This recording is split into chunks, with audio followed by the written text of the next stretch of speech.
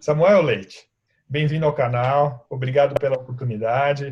Eu vou apresentar aqui o Samuel, é um grande amigo, é presidente da Associação dos Profissionais de Propaganda de Campinas e Região, empreendedor, empresário, CEO da Digitale, jornalista, comentarista, um profissional incrível, e ele vai comentar aqui um pouquinho conosco sobre conteúdo, marketing de conteúdo, abraçar causas. Como funciona isso tudo, Samuel? Obrigado, Mal, pelo convite. É um prazer estar aqui. Quando você me apresentou, você esqueceu de colocar que eu sou seu amigo também, que para mim é uma grande honra, é um prazer ser seu amigo. A gente já foi sócio, já esteve lá do mesmo lado da mesa. Então, um grande prazer estar aqui hoje contigo. E é isso. Hoje, eu atuo basicamente na parte de marketing, enfim, é algo que eu faço há mais de 20 anos.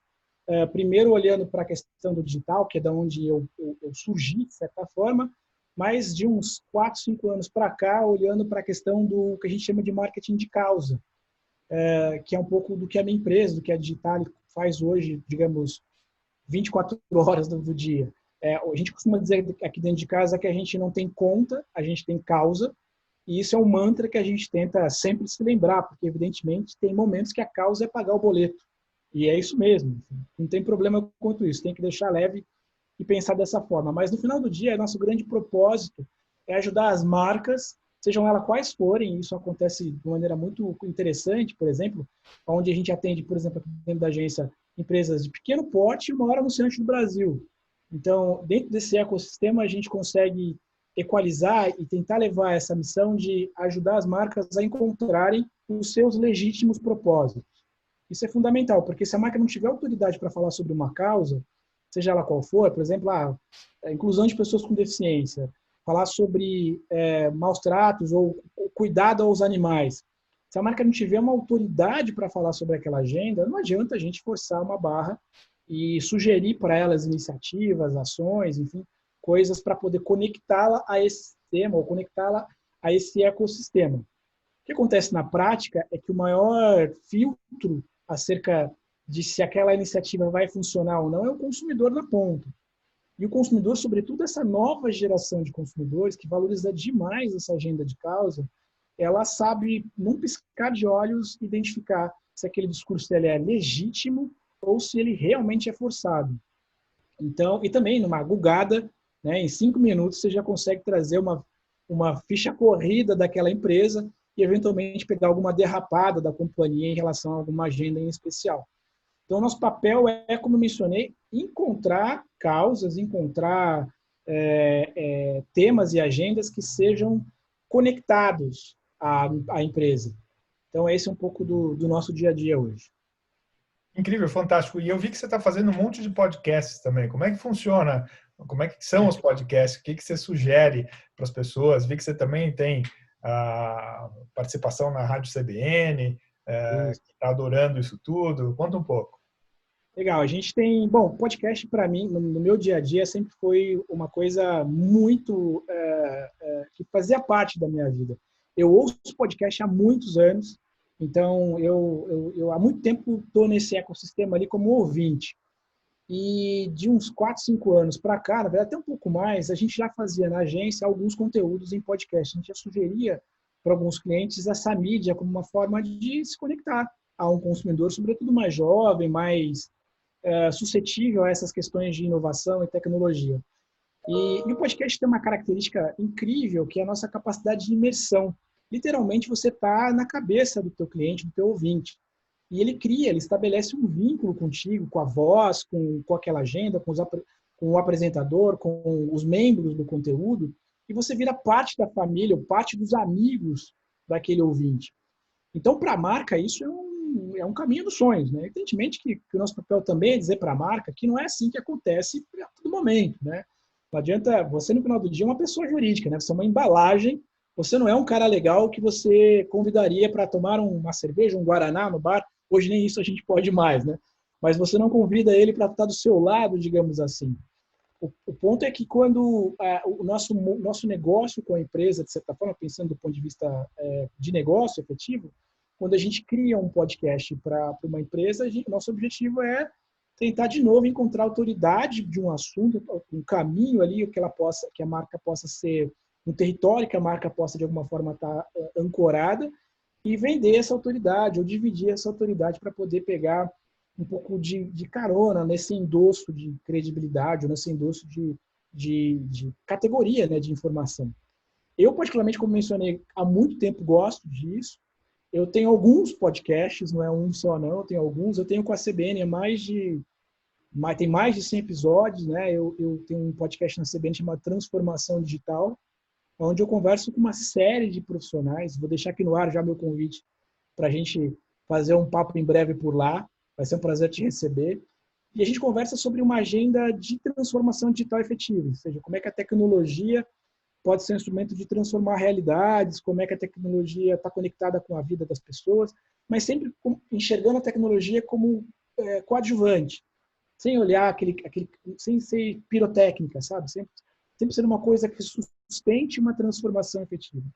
E então a gente, enfim, conversa com um monte de gente, é bem bacana. Eu tenho outro podcast que eu tenho o maior orgulho, que é o IC Podcast, que é um podcast que eu tenho com os meus 2 filhos, com o Bruno e com a Luísa de 6, o Bruno de 9. E esse podcast nasceu porque realmente, como eu sempre ouvia podcast, um dia meu filho falou assim, pai, tem que fazer um trabalho aqui na escola, você não me ajuda? Eu falei, claro, vamos fazer o trabalho. Ele falou, eu falei, quais são as formas que a gente tem de entregar esse trabalho? Porque na minha época era um texto, né? Ou um desenho, era isso que dava para fazer. Hoje em dia você pode fazer vídeo, você pode entregar um PowerPoint, você pode fazer um monte de coisa diferente na escola. E aí ele falou, tem vídeo. Eu falei, por que eu tenho podcast? Fiquei meio bravo com isso. Mas por que eu tenho preconceito contra podcast? E aí a gente, claro, consultou a professora e falou que não tinha problema nenhum. Eu expliquei o que era um podcast. Então, vai ser um vídeo sem imagem. Pronto. Fica mais fácil para vocês entenderem. E aí a gente fez um podcast sobre...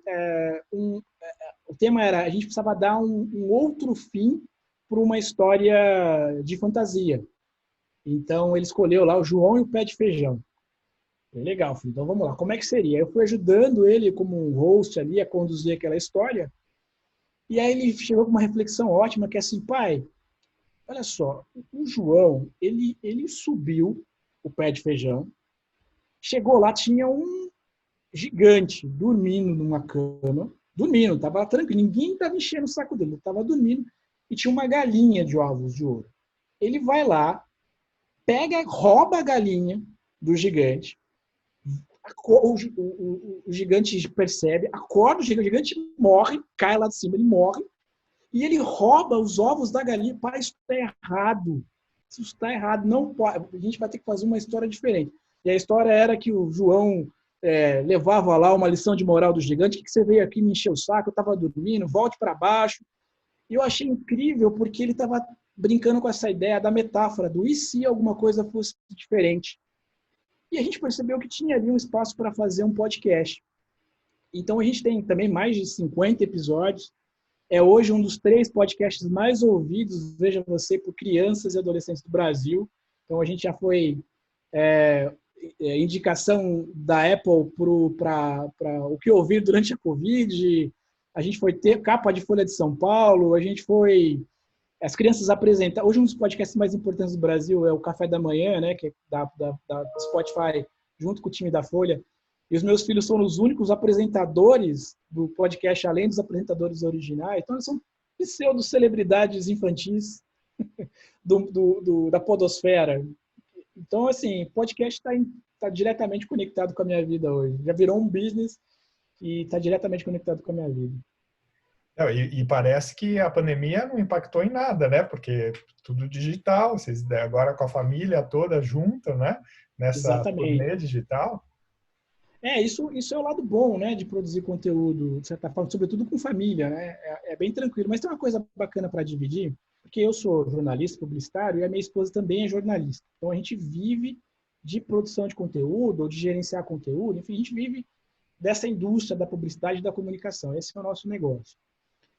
E quando a coisa começou a tomar uma proporção muito grande com as crianças, né, de marcas avaliando se queriam anunciar, a gente recebeu algumas propostas de algumas consultas para anúncio e tudo mais. A gente falou, opa, peraí, vamos parar, né? Peraí, a gente precisa entender um pouco mais e não tirar essa coisa do lúdico, porque tem que ser divertido. Não pode ser um business especificamente com as crianças, né? Tem que ser natural, tem que ser... E, assim, quando elas quiserem parar, tem que parar. Não pode ser uma coisa forçada, porque eles têm 6 anos de idade, 9 anos de idade, são crianças, e a gente não queria perder essa espontaneidade. Então, o que a gente fez? A gente teve 2 regras. A primeira regra é não anunciamos no podcast, salvo se for, sei lá, a escola das crianças, que aconteceu já, a escola das crianças, que, ok, então esse dinheirinho aqui vai pagar a tua própria mensalidade, então para mim faz sentido, entendeu? Ou se foi uma ação que a gente conseguiu reverter, que a gente fez lá com os nossos amigos dentro da história, então era um livrinho, as crianças, outras crianças ganharam um voucher, então a gente conseguiu de alguma forma fazer uma iniciativa que não tinha como fim dinheiro e lucro. Era esse um pouco o nosso objetivo, porque a gente entendia que as crianças não era para fazer disso um business, né? E para não gravar sempre, porque tem dia que as crianças não querem gravar, a gente fez um spin-off do É Por Isso, do IC, que chama É Por Isso. E o É Por Isso é quando eu entrevisto especialistas que explicam os ICs das crianças. Então, por exemplo, hoje eu gravei um É Por Isso com o presidente, Dr. Tadeu, presidente da Sociedade Brasileira de Pediatria. E a minha filha, a gente acabou de gravar um episódio sobre e se não existissem hospitais, por conta da pandemia. E aí eu entrevisto o Dr. Tadeu para a gente pensar num cenário apocalíptico, onde não houvessem hospitais, e a gente faz lá uma brincadeira, tal, ele traz todo um cenário, conta da história da medicina, dos hospitais e tudo mais, então fica um conteúdo conectado com o IC, que entra sempre quando as crianças ou não querem gravar, ou não estão afim, ou estão estudando bastante por conta da escola. Então, foi a forma que a gente encontrou de tornar leve essa brincadeira de podcast. Muito bom. E Samuel, agora olhando aqui que a gente está chegando no nosso tempo, e o papo está incrível, a gente vai ter que marcar mais um para variar.